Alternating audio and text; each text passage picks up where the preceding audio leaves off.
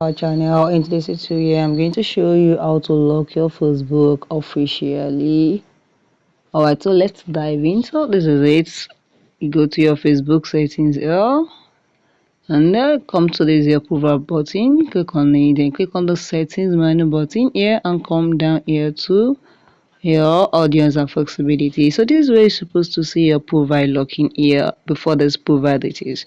But if you can see on my phone here, there's no profile locking, and that means that the profile locking is suitable for some international countries. It is not suitable, or it is not available for all the countries. So if you wanted to use it, you can go to your settings and set your language and to an international country, and you must set the language on your Facebook to an international country. But there's another way for us to be for us to lock our Facebook privately or to lock it. And what the lock is out is will be feasible for a little people. Not everybody, not all the world will be able to have access to our profile. So what you can do is you come to this your audience and flexibility and click on this followers and public contact, and this is it. Who can follow me? You can just click on okay, everybody can follow you. So here you can see your followers. You can click here, you can click only your friends.